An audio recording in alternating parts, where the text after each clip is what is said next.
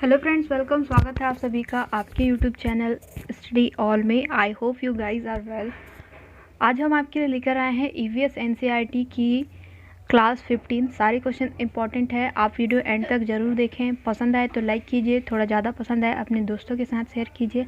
Right answer और suggestion आप comment box में ज़रूर लिखिए, पढ़ के अच्छा लगता है। चलिए स्टार्ट करते हैं। निम्नलिखित में से कौन सा एक ऊर्जा का नवीनीकरणीय स्रोत है?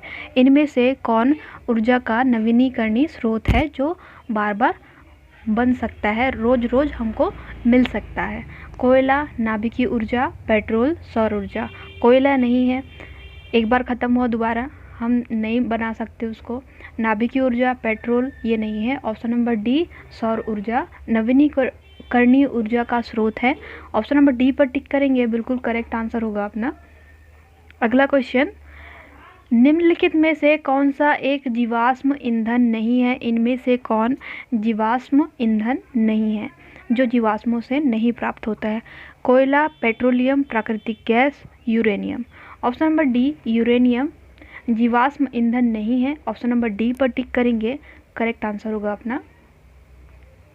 थर्ड क्वेश्चन, निम्नलिखित ऊर्जा स्रोतों में से कौन सा पर्यावरण को स्वच्छ रखने के लिए सर्वोत्तम है? किसे स्वच्छ रखने के लिए? पर्यावरण को स्वच्छ रखने के लिए। पेट्रोलियम उत्पाद, वन उत्पाद, नाभिकीय विखंडन, सौर सेल। ऑप्शन नंबर डी सौर सेल पर्यावरण को स्वच्छ रखने के लिए सर्वोत्तम है, सबसे अच्छा है सौर सेल। ऑप्शन नंबर डी पर टिक करेंगे, बिल्कुल करेक्ट आंसर होगा अपना। अपने राइट आंसर आप सजेशन में कमेंट बॉक्स में ज़रूर शेयर करें। निम्नलिखित ऊर्जा में से कौन पर्यावरणीय प्रदूषण उत्पन्न नहीं करता है? प्रदूषण उत्पन्न नहीं करता है। नाभिकीय ऊर्जा, सौर ऊर्जा, पेट्रोलियम ऊर्जा, कोयला ऊर्जा। ऑप्शन नंबर बी सौर ऊर्जा जो है पर्यावरणीय प्रदूषण उत्पन्न नहीं करता है। नाभिकीय ऊर्जा, पेट्रोलियम ऊर्जा, कोयला ऊर्जा ये पर्यावरण प्रदूषण उत्पन्न करते हैं। ऑप्शन नंबर बी बिल्कुल करेक्ट आंसर है। ऑप्शन नंबर बी पर टिक करेंगे, राइट आंसर होगा अपना। अगला क्वेश्चन देखते हैं। अंतर्राष्ट्रीय सौर गठबंधन का प्रथम शिखर सम्मेलन निम्नलिखित में से किस शहर में हुआ था? नई दिल्ली में हुआ था। ऑप्शन नंबर एक पर टिक करेंगे, बिल्कुल राइट आंसर होगा। अंतर्राष्ट्रीय सौर गठबंधन का प्रथम शिखर सम्मेलन नई दिल्ली में हुआ था। ऑप्शन नंबर ए राइट आंसर है। विश्व का प्रथम पूर्ण रूप से सौर ऊर्जा संचालित अंतर्राष्ट्रीय हवाई पट्टन स्थित है। बेंगलुरु में है, कोच्चि में है, अहमदाबाद में है, कोझिकोड में है। तो विश्व का प्रथम पूर्ण रूप से सौर ऊर्जा संचालित अंतर्राष्ट्रीय हवाई पट्टन कोच्चि में है। ऑप्शन नंबर बी पर टिक करेंगे, बिल्कुल राइट आंसर होगा। इम्पोर्टेंट क्वेश्चन आप याद रखें। निम्नलिखित में से कौन सी बायोडीजल की फसल है? कपास है, गन्ना, जट्रोफा, आलू। ऑप्शन नंबर सी जट्रोफा जो है बायोडीजल की फसल है। ऑप्शन नंबर सी पर टिक करेंगे, बिल्कुल करेक्ट आंसर होगा अपना जट्रोफा। नीचे 4 ऊर्जा फसलों के नाम दिए हैं, इनमें से किस एक की खेती एथेनॉल के लिए की जा सकती है? एथेनॉल के लिए की जा सकती है C2H5OH एथेनॉल। जट्रोफा, मक्का, पैगामिया, सूरजमुखी। ऑप्शन नंबर बी मक्का की फसल एथेनॉल के लिए की जा सकती है। ऑप्शन नंबर बी पर टिक करेंगे, जनरल क्वेश्चन। एथेनॉल की फसल किससे की जा सकती है? मक्का से की जा सकती है, ऐसे भी याद रख सकते हैं आप। अगला क्वेश्चन देखते हैं, 9वां। निम्नलिखित ईंधनों में से कौन सा न्यूनतम पर्यावरणीय प्रदूषण उत्पन्न करता है? सबसे कम पर्यावरण प्रदूषण उत्पन्न करता है। डीजल, कोयला, हाइड्रोजन, मिट्टी का तेल मतलब kerosene. Option number C hydrogen जो है सबसे कम पर्यावरण प्रदूषण उत्पन्न करता है। ऑप्शन नंबर सी पर टिक करेंगे, करेक्ट आंसर होगा अपना। भारत के निम्नलिखित क्षेत्रों में से किसमें भूतापीय ऊर्जा स्रोत नहीं पाए गए हैं? कौन से स्रोत नहीं पाए गए हैं? भूतापीय ऊर्जा स्रोत नहीं पाए गए हैं। गोदावरी डेल्टा, गंगा डेल्टा, हिमालय, पश्चिमी तट। हिमालय में जो है भूतापीय ऊर्जा स्रोत नहीं पाए गए हैं। ऑप्शन नंबर सी पर टिक करेंगे, बिल्कुल करेक्ट आंसर होगा अपना हिमालय। भारत में धारणी विकास के दृष्टिकोण से विद्युत उत्पाद का सबसे अच्छा स्रोत कौन सा है? धारणी विकास के दृष्टिकोण से विद्युत उत्पाद, बिजली हम कैसे उत्पन्न कर सकते हैं, उसका सबसे अच्छा स्रोत क्या है? कोयला, खनिज तेल एवं गैस, जल विद्युत और परमाणु ऊर्जा। ऑप्शन नंबर ए, कोयले से हम विद्युत उत्पादन कर सकते हैं, ये सबसे अच्छा स्रोत है। ऑप्शन नंबर ए पर टिक करेंगे, बिल्कुल करेक्ट आंसर होगा अपना कोयला। 12वां क्वेश्चन, कोल बेड मेथेन के संदर्भ में असत्य कथन की पहचान कीजिए। कोल बेड मेथेन के संदर्भ में गलत कथन की पहचान करना है। कोल बेड मेथेन एक नवीनीकरणीय ऊर्जा स्रोत है। बी, यह प्राकृतिक गैस ही परंपरागत रूप है। यह कोयला खनन प्रक्रिया के दौरान निर्मुक्त होती है। अमेरिका तथा कनाडा कोल बेड मेथेन उत्पादन में अग्रणी देश है। Option number A, coal bed methane एक नवीनीकरणीय ऊर्जा स्रोत है। यह कथन जो है कोल बेड मेथेन के संदर्भ में गलत कथन है। ऑप्शन नंबर ए पर टिक करेंगे, राइट आंसर होगा अपना कोल बेड मेथेन एक नवीनीकरणीय ऊर्जा स्रोत है। अगला क्वेश्चन, भारत में निम्नलिखित में से कौन सा नवीनीकरणीय ऊर्जा स्रोत सर्वाधिक संभाव्यता वाला है? नवीनीकरणीय ऊर्जा स्रोत किससे मिल सकती है संभाव्यता, पॉसिबल है? सौर शक्ति, जैवपुंज शक्ति, लघु जल विद्युत शक्ति, अपशिष्ट से अर्जित। ऑप्शन नंबर ए, सौर शक्ति से हम नवीनीकरणीय ऊर्जा प्राप्त कर सकते हैं। संभाव्यता सर्वाधिक संभाव्यता वाला है कौन है? सौर शक्ति। ऑप्शन नंबर ए पर टिक करेंगे, बिल्कुल करेक्ट आंसर होगा अपना। अगला क्वेश्चन, निम्नलिखित कथनों पर विचार कीजिए। पहला कथन है, अंतर्राष्ट्रीय सौर गठबंधन को 2015 के संयुक्त राष्ट्र जलवायु परिवर्तन सम्मेलन में प्रारंभ किया गया था। दूसरा, इस गठबंधन में संयुक्त राष्ट्र के सभी सदस्य देश सम्मिलित है। अब इन कथनों में कौन सा कथन सही है? पहला, केवल एक, दूसरा केवल दो, तीसरा एक और दो दोनों, डी, ना तो एक और ना ही दो। ऑप्शन नंबर ए, केवल एक, पहला कथन है वही कथन बिल्कुल सही है। अंतर्राष्ट्रीय सौर गठबंधन को 2015 के संयुक्त राष्ट्र जलवायु परिवर्तन सम्मेलन में प्रारंभ किया गया था। कौन से सन में? 2015 में। कौन से सम्मेलन में अंतर्राष्ट्रीय सौर गठबंधन को संयुक्त राष्ट्र जलवायु परिवर्तन सम्मेलन में प्रारंभ किया गया था? ऑप्शन नंबर 1 पर टिक करेंगे, बिल्कुल करेक्ट आंसर होगा अपना। अगला क्वेश्चन देखते हैं 15। अंतर्राष्ट्रीय नवीनीकरणीय ऊर्जा एजेंसी IRENA के संदर्भ में निम्न कथनों पर विचार कीजिए। कथन देखते हैं पहले। यह एक अंतर सरकारी संगठन है जिसका मुख्यालय अबू धाबी में है। क्या बोल रहे हैं? अंतर्राष्ट्रीय नवीनीकरणीय ऊर्जा एजेंसी जो है यह एक अंतर सरकारी संगठन है और जिसका मुख्यालय कहाँ पर है? अबू धाबी में है। दूसरा, 9 जनवरी 2019 को कतर इसका 160वां सदस्य बना है। तीसरा, भारत IRENA का एक सदस्य देश है। चौथा, इस संगठन की स्थापना वर्ष 2014 में हुई। अब इसमें से जो सही कथन है वो देखते हैं। ऑप्शन केवल एक, 3 और 4, सी केवल 1 एवं 3, डी उपयुक्त सभी। ऑप्शन नंबर सी बिल्कुल करेक्ट आंसर है, जिसमें पहला कथन और तीसरा कथन बिल्कुल सही है। पहला कथन है यहाँ पर, यह एक अंतर सरकारी संगठन है जिसका मुख्यालय कहाँ पर है? अबू धाबी में है। और भारत IRENA का एक सदस्य देश है। ये दोनों ही कथन सही हैं। किसके संबंध में? अंतर्राष्ट्रीय नवीनीकरणीय ऊर्जा एजेंसी के संदर्भ में पहला और तीसरा कथन। ऑप्शन नंबर सी बिल्कुल करेक्ट आंसर है, जिसमें पहले और तीसरे कथन की बात हो रही है। ऑप्शन नंबर सी पर टिक करेंगे, राइट आंसर होगा अपना। निम्नलिखित में से किसे विटिकल अवार्ड से सम्मानित किया गया है? अपराजिता दत्ता, MS स्वामीनाथन, प्रमोद पाटिल, सोनम वांगचुक। 4 ऑप्शन है, इसमें से जो कूट है वो देखते हैं। केवल 1, केवल 2 एवं 3, केवल 1 और केवल 1 और 3। ऑप्शन नंबर डी जो है 1 और 3, अपराजिता दत्ता और सोनम वांगचुक को विटिकल अवार्ड से सम्मानित किया गया है हाल ही में। याद रखेंगे आप लोग, अपराजिता दत्ता और सोनम वांगचुक को विटिकल अवार्ड से सम्मानित किया गया है। अगला क्वेश्चन देखते हैं। निम्नलिखित में से किसे भारत में हरित क्रांति के जनक के रूप में जाना जाता है? फादर ऑफ ग्रीनरी के नाम से किसे जाना जाता है? हरित क्रांति के जनक कौन है? किन्होंने इसे प्रारंभ किया हरित क्रांति को? नॉर्मन बोरलॉग ने, एम.एस. स्वामीनाथन ने, अपराजिता दत्ता ने, उपयुक्त में से कोई नहीं।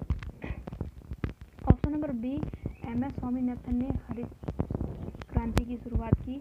हरित क्रांति के जनक एम.एस. स्वामीनाथन है। ऑप्शन नंबर बी पर टिक करेंगे, बिल्कुल करेक्ट आंसर होगा। इस क्वेश्चन को याद रखें, वेरी एंड क्वेश्चन। निम्नलिखित कथनों में से कौन सा कथन बिश्नोई आंदोलन से संबंधित नहीं है? इनमें से कौन सा कथन है या कौन से कथन हैं जो बिश्नोई आंदोलन से संबंधित नहीं है? पहला कथन, यह आंदोलन संत जाम्भोजी द्वारा वनों के संरक्षण हेतु शुरू किया गया था। दूसरा कथन है, यह वर्ष 1973 में उत्तराखंड के चमोली जिले से शुरू किया गया था। बिल्कुल राइट है ये तो। और कूट दिए हैं, पहले कूट देखते हैं, उसके बाद आंसर डिस्कस करेंगे। केवल पहला, केवल दूसरा, ना तो 1 और ना ही 2, और चौथा है 1 और 2। ऑप्शन नंबर सी, ना ही 1 और ना ही 2, दोनों ही कथन गलत है। आप इसका आंसर जरूर शेयर करें कमेंट बॉक्स में। ना ही 1 और ना ही 2, ये दोनों ही कथन गलत है। ऑप्शन नंबर सी पर टिक करें, बिल्कुल करेक्ट आंसर होगा अपना। अगला क्वेश्चन, वह दक्षिण भारतीय वयोवृद्ध महिला कौन है जिन्हें वृक्षारोपण के माध्यम से पर्यावरण संरक्षण हेतु पद्मश्री पुरस्कार से सम्मानित किया गया? वयोवृद्ध महिला, बुजुर्ग महिला कौन है जिन्हें वृक्षारोपण के माध्यम से पर्यावरण संरक्षण हेतु कौन सा पुरस्कार? पद्मश्री पुरस्कार से सम्मानित किया गया? Vandana Shiva, Mata Amritanandamayi, S. Thimmakka, PV. Sindhu. Option number C, S. Thimmakka को पद्मश्री पुरस्कार से सम्मानित किया गया। एस. थिम्मक्का को दक्षिण भारतीय महिला वयोवृद्ध महिला है जिन्हें वृक्षारोपण के माध्यम से पर्यावरण संरक्षण हेतु पद्मश्री पुरस्कार से सम्मानित किया गया। याद रखेंगे आप लोग, एस. थिम्मक्का। अगला क्वेश्चन, निम्नलिखित में से कौन से व्यक्ति नर्मदा बचाओ आंदोलन से संबंधित नहीं है? इनमें से कौन व्यक्ति है जो नर्मदा बचाओ आंदोलन से संबंधित नहीं है, रिलेटेड नहीं है? मेधा पाटकर, बाबा आमटे तो हैं, अरुंधति रॉय और Panduram Hegde. Option number D, Panduram Hegde जो हैं नर्मदा बचाओ आंदोलन से संबंधित नहीं है। मेधा पाटकर, बाबा आमटे, अरुंधति रॉय, ये सारे लोग नर्मदा बचाओ आंदोलन से संबंधित हैं। मुझे बाबा आमटे का पता था कि बाबा आमटे जो है नर्मदा बचाओ आंदोलन से संबंधित है। Pandurang Hegde, option number D, संबंधित नहीं है। ऑप्शन नंबर डी पर टिक करेंगे, करेक्ट आंसर होगा अपना। अगला 21 क्वेश्चन फ्रेंड्स, निम्नलिखित में से किस संस्था द्वारा सासाकावा पुरस्कार प्रदान किया जाता है? इनमें से कौन सी संस्था के द्वारा सासाकावा पुरस्कार प्रदान किया जाता है, दिया जाता है? संयुक्त राष्ट्र आपदा जोखिम न्यूनीकरण कार्यालय, संयुक्त राष्ट्र परिषद, संयुक्त राष्ट्र संघ और विश्व बैंक। ऑप्शन नंबर ए, संयुक्त राष्ट्र आपदा जोखिम न्यूनीकरण कार्यालय द्वारा सासाकावा पुरस्कार प्रदान किया जाता है। ऑप्शन नंबर ए पर टिक करेंगे, बिल्कुल राइट आंसर होगा अपना ऑप्शन नंबर ए। वर्ष 2018 में प्रधानमंत्री नरेंद्र मोदी को नीतिगत नेतृत्व की श्रेणी में कौन सा पुरस्कार प्रदान किया गया? वर्ष 2018 में प्रधानमंत्री नरेंद्र सिंह मोदी को नीतिगत नेतृत्व की श्रेणी में कौन सा पुरस्कार प्रदान किया गया? ये क्वेश्चन याद रखें फ्रेंड्स, इसलिए मैंने डबल पढ़ा है। विटिकल पुरस्कार, चैंपियंस ऑफ द अर्थ पुरस्कार, जी.डी. बिड़ला अंतर्राष्ट्रीय पुरस्कार, वृक्ष मित्र पुरस्कार। Option number B champion of the earth पुरस्कार से वर्ष 2018 में प्रधानमंत्री नरेंद्र मोदी को नीतिगत नेतृत्व श्रेणी में ये पुरस्कार प्रदान किया गया, जिसका नाम है चैंपियंस ऑफ द अर्थ पुरस्कार। याद रखें, करंट का क्वेश्चन है बिल्कुल। निम्नलिखित पुस्तकों तथा उनके लेखकों को सम्मिलित कीजिए। लेखक पुस्तक हैं, बुक्स हैं और उनके राइटर्स हैं, उनका सही मैच करना है। पहले कूट हैं, फिर जो उसका जो सही आंसर है वो मैच करेंगे। फर्स्ट साइड है अमरकंटक से Amarkantak, B follow of a sparrow, C conflicts of iterates and पर्वत पर्वत बस्ती बस्ती। चंडी प्रसाद भट्ट राइटर, राइटर्स के नाम है अनिल माधव दवे, सुनीता नारायण और सलीम अली। अमरकंटक से अमरकंटक के राइटर हैं अनिल माधव दवे। अमरकंटक से अमरकंटक के राइटर हैं Anil Madhav Dave. Follow of a sparrow, इसके राइटर हैं सलीम अली। ये कल की जो सीरीज थी 14 नंबर की, उसमें भी है। फॉलो ऑफ ए स्पैरो के राइटर कौन है? सलीम अली हैं इसके राइटर। कॉन्फ्लिक्ट ऑफ इटरेट्स के राइटर हैं सुनीता नारायण। पर्वत पर्वत बस्ती बस्ती चंडी प्रसाद भट्ट, बहुत ही वो बुक है, ये पढ़ी है मैंने कहीं यहाँ पे, पर्वत पर्वत बस्ती बस्ती। निम्न नदियों में से कौन सी नदी बंगाल की खाड़ी में गिरती है? ताप्ती नदी गिरती है, सुवर्ण रेखा नदी गिरती है, नर्मदा नदी गिरती है या फिर सिंधु नदी गिरती है? ऑप्शन नंबर बी सुवर्ण रेखा नदी बंगाल की खाड़ी में गिरती है। ऑप्शन नंबर बी पर टिक करेंगे, बिल्कुल राइट आंसर होगा अपना सुवर्ण रेखा। मध्य प्रदेश में कौन सा शहर झीलों का शहर कहलाता है? भोपाल, उज्जैन, इंदौर, ग्वालियर। बहुत सारे लोगों को इसका आंसर पता होगा। भोपाल को झीलों का शहर कहा जाता है। ऑप्शन नंबर ए पर टिक करेंगे, बिल्कुल राइट आंसर होगा। जिसको भी पता हो कमेंट करके बता सकता है। भोपाल को झीलों का शहर कहा जाता है। अंतर्राष्ट्रीय ओजोन दिवस मनाया जाता है। अंतर्राष्ट्रीय ओजोन दिवस किस दिन मनाया जाता है या किस डेट में मनाया जाता है? 16 दिसंबर, 7 दिसंबर, 30 मार्च, 22 अप्रैल। 16 दिसंबर को अंतर्राष्ट्रीय ओजोन दिवस मनाया जाता है। ऑप्शन नंबर ए पर टिक करेंगे, बिल्कुल करेक्ट आंसर होगा अपना। याद रखेंगे ये क्वेश्चन, 16 दिसंबर को अंतर्राष्ट्रीय ओजोन दिवस मनाया जाता है। अगला क्वेश्चन, किसी खाद्य श्रृंखला में शाकाहारी होते हैं। शाकाहारी कैसे होते हैं? उत्पादक होते हैं या फिर उपभोक्ता होते हैं या अपघटनकर्ता होते हैं? प्राथमिक उपभोक्ता, प्राथमिक उत्पादक, प्राथमिक उपभोक्ता, द्वितीयक उपभोक्ता, अपघटनकर्ता। तो शाकाहारी जो होते हैं वो होते हैं प्राथमिक उपभोक्ता। खाद्य श्रृंखला में शाकाहारी प्राथमिक उपभोक्ता होते हैं। ऑप्शन नंबर बी पर टिक करेंगे, बिल्कुल राइट आंसर होगा अपना। पारिस्थितिकी तंत्र के तत्वों के चक्रण को क्या कहते हैं? उसे कहते हैं जैव भू रासायनिक चक्र। पारिस्थितिकी तंत्र के तत्वों के चक्रण को जैव भू रासायनिक चक्र कहते हैं। ऑप्शन नंबर बी पर टिक करेंगे, बिल्कुल करेक्ट आंसर होगा अपना। निम्नलिखित में से कौन सा न्यूनतम पर्यावरणीय प्रदूषण उत्पन्न करता है? इनमें से कौन सबसे कम पर्यावरण प्रदूषण उत्पन्न करता है? ईंधन में डीजल, पेट्रोल, हाइड्रोजन, कोयला। हाइड्रोजन सबसे कम पर्यावरण प्रदूषण उत्पन्न करता है ईंधनों में। डीजल, पेट्रोल, हाइड्रोजन, कोयला ये सारे ईंधन हैं जिनमें हाइड्रोजन सबसे कम पर्यावरण प्रदूषण उत्पन्न करता है। ऑप्शन नंबर सी पर टिक करेंगे, बिल्कुल करेक्ट आंसर होगा अपना। अगला क्वेश्चन देखते हैं, संकटग्रस्त जंतु दैत्याकार पांडा कहाँ पाया जाता है? तो ये पाया जाता है चीन में। ऑप्शन नंबर सी पर टिक करेंगे, बिल्कुल करेक्ट आंसर होगा। दैत्याकार पांडा कहाँ पाया जाता है? आप लगा सकते हैं, चीन में पाया जाता है। ये बहुत छोटा जंतु होता है। निम्नलिखित किस गैस के कारण भोपाल गैस त्रासदी हुई? इसका भी आंसर बहुत सारे लोगों को पता होगा। आप आंसर जरूर शेयर करें। Chlorofluorocarbon, carbon dioxide, nitrous oxide, methyl isocyanate. Option number D methyl isocyanate gas के कारण भोपाल गैस त्रासदी हुई थी 2 और 3 दिसंबर को।